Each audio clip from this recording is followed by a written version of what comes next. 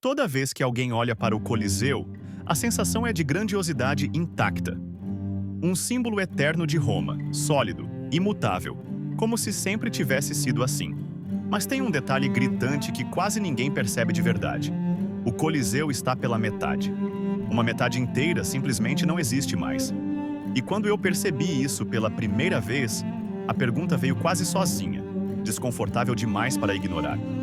O que aconteceu com a outra metade do maior anfiteatro da história? A resposta não está nos gladiadores, nem no sangue da arena, mas em uma história muito mais estranha, feita de abandono, mineração, papas, terremotos e usos que ninguém imagina. Se você gosta desse tipo de história que desmonta monumentos famosos por dentro, já se inscreve e deixa o like agora, porque essa resposta não é nada óbvia. O Coliseu não é pequeno.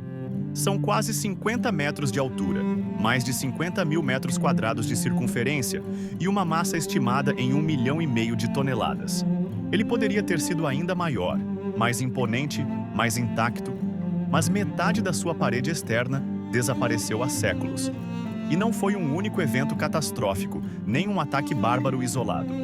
O que destruiu o Coliseu foi algo muito mais lento, mais humano e, de certa forma, mais inevitável. Para entender isso, é preciso voltar ao começo, quando ele ainda nem se chamava Coliseu.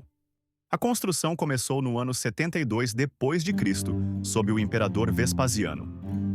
Os recursos vieram, em grande parte, dos espólios da Guerra Judaico-Romana, aquela mesma que terminou com a destruição do Templo de Jerusalém.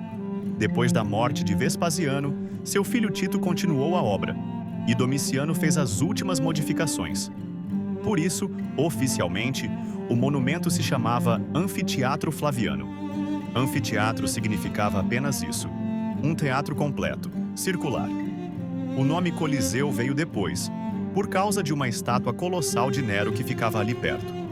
Não era o prédio que dava nome à estátua, era o contrário. Dentro daquela arena de areia, aconteciam os espetáculos mais famosos da Roma antiga.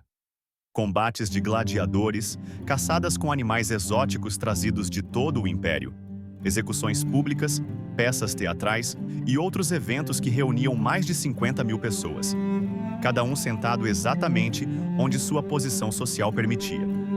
O imperador e os senadores à frente, a plebe mais distante. Durante séculos, o Coliseu foi o coração do entretenimento romano. Mas esse coração começou a enfraquecer lentamente, quase sem ninguém perceber. Costuma-se dizer que o cristianismo matou os gladiadores. A história do monge que invade a arena e é apedrejado pelo público é repetida inúmeras vezes, mas os números não fecham. A última luta registrada no Coliseu aconteceu por volta de 430, mais de um século depois da conversão de Constantino. O último espetáculo, uma caçada, aconteceu em 523. E estruturas gigantescas não sobrevivem sem manutenção constante. O Coliseu sofreu incêndios, como o de 217, que exigiu 5 anos de reformas. Sofreu terremotos em 443 e 508, que comprometeram seriamente sua estabilidade. Cada restauração custava uma fortuna que Roma já não tinha. Aos poucos, o anfiteatro foi sendo abandonado. E quando um monumento desse tamanho é abandonado, ele vira outra coisa.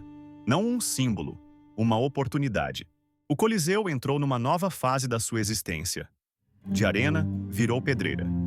Em vez de levarem pedras para restaurá-lo, começaram a retirar pedras dele para construir casas, muros, igrejas e palácios.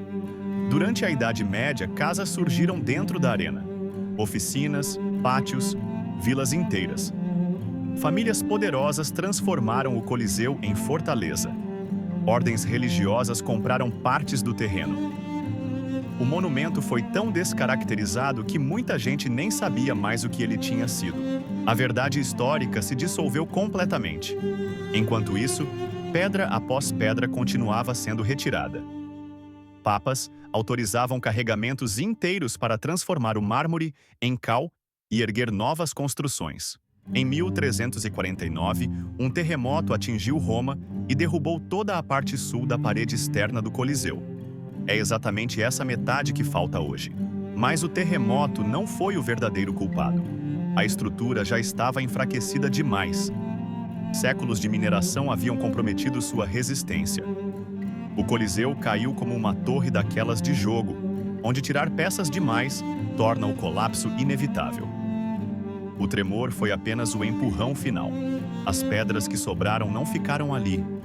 Elas foram espalhadas por Roma, Basílica de São Pedro, palácios renascentistas, sedes de famílias poderosas como os Barberini. Um crítico da época resumiu tudo numa frase cruel: o que os bárbaros não fizeram, fizeram os Barberini. O Coliseu virou matéria-prima do Renascimento. O monumento mais famoso da Roma antiga foi literalmente desmontado para construir a Roma moderna. E ainda assim, ele não desapareceu por completo. A ironia é que os mesmos papas que autorizaram sua destruição ajudaram a preservá-lo. A partir do século XVIII, o Coliseu passou a ser visto como um local sagrado, associado ao martírio cristão, mesmo sem provas históricas disso. Papas proibiram novas retiradas de pedra, instalaram a via sacra e reforçaram a estrutura.